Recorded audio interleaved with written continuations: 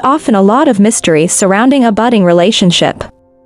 When we first start dating someone we like, that mystery is usually centered on them. Is this person right for me? What are they thinking? How do they feel about me? What are they looking for? As things get closer, however, we often find that some of the biggest mysteries around a relationship have to do with us. Am I really interested? How do I feel? What do I want? Am I doing what's best for me? Why am I freaking out right now? The big question for many of us is why we start to pull away from people we like or situations that seem desirable. This avoidance can take the form of fear and anxiety, a loss of interest, boredom, excessive nitpicking, or a feeling that the spark has faded. We may then take steps to create distance or even walk away from the relationship.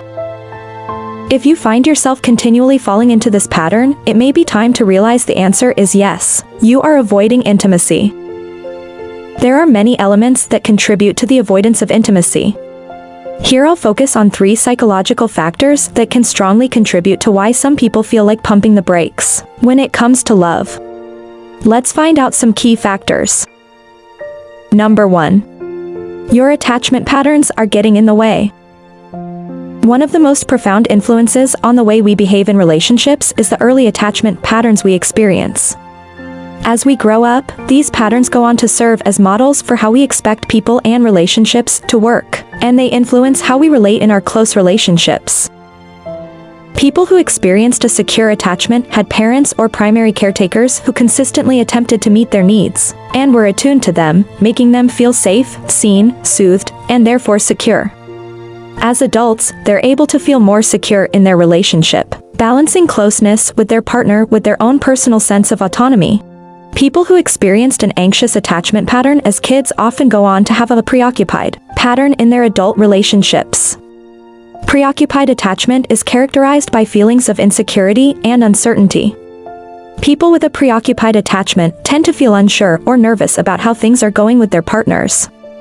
Because of these feelings, they frequently seek reassurance from their partner. An anxiously attached person may be seen as more of the pursuer in a relationship, always trying to go toward the other person. However, even as they seem like they're the ones who want more closeness, they tend to engage in behaviors that actually create a certain amount of emotional turmoil and distance. This, in large part, is because they're recreating the inconsistency of a childhood in which their parent was only intermittently available, sometimes giving them what they needed but other times being insensitive, emotionally hungry, or intrusive in ways that left the child wanting. If preoccupied attachment is associated with pursuing, dismissive attachment is associated with distancing. Dismissively attached individuals tend to be less emotionally available and may even seek out isolation. If someone feels like their partner's needs are often overwhelming or an intrusion, they may struggle with this attachment pattern. People with dismissive attachment have learned to be pseudo-independent and meet their own needs. Because their needs and wants weren't attuned to as kids, they felt shame for having them. As children, they develop an avoidant attachment. They adapted by attempting to keep their needs below their level of awareness to avoid feeling shame. They are hesitant to rely on or open up to someone else. They may pull away from intimacy or even deny its importance. Their psychological defenses, once created to protect them as kids, now shield them from true closeness. They're more inclined to shut off from their desires and may feel like running for the hills when someone starts to want something from them. Ironically, they may choose partners with a more anxious pattern of attachment, which exacerbates their feelings of withdrawal. Sadly, this old, ingrained pattern can actually lead them to step away from people or connections that could make them happy. Number 2. You may have a fear of intimacy. In addition to whatever attachment pattern we experience, we all have varying degrees of fear around intimacy, also usually shaped by our past. For most of us, when we fall in love, our guard is down. We're being open and vulnerable to another person, and while that may feel amazing on one level, on another level, our defenses are being threatened. According to my father, Robert Firestone, author of Fear of Intimacy, there are many reasons our fears around relationships get ignited, but here are 5 primary sources. Real love makes us feel vulnerable. Stepping into the unknown, especially something that makes us feel different about ourselves, can be inherently frightening. New love stirs up past hurts. Sadly, being loved in a way we haven't felt before reminds us of ways we were hurt and could be hurt again. With real joy comes real pain. Anytime we feel the preciousness of our lives, be it through our sheer happiness or an attachment to another person, it's often accompanied by a natural yet profound sadness or fear around losing it. Relationships can break your connection to your family. This can be hard to wrap our heads around because falling in love may seem like it's about growing our family, not leaving it behind. However, when we form a new connection, particularly one that's different from those in our past, we can feel a sense of separation from old, sometimes painful, patterns from our history. We may be letting go of ties or bonds that once felt life-preserving, even when they were limiting or destructive. Or, we may simply feel the fear around taking a step that is symbolic of growing up. Love stirs up existential fears. Finally, allowing ourselves to deeply care for someone else leaves us vulnerable to the possibility of loss. Feeling more invested or connected to our lives and the people in them will always leave us more in touch with existential realities. Number 3.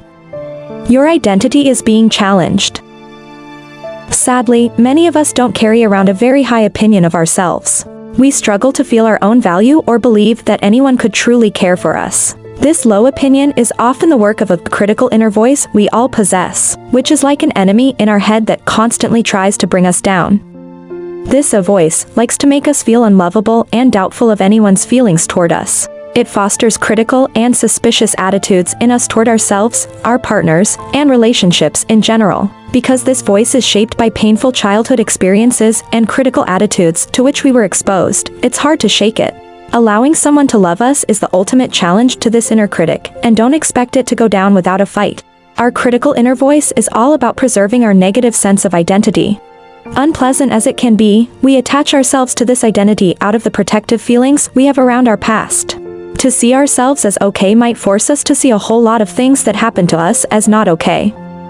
Instead, we stay committed to our self-attacks and feel threatened when another person sees us another way.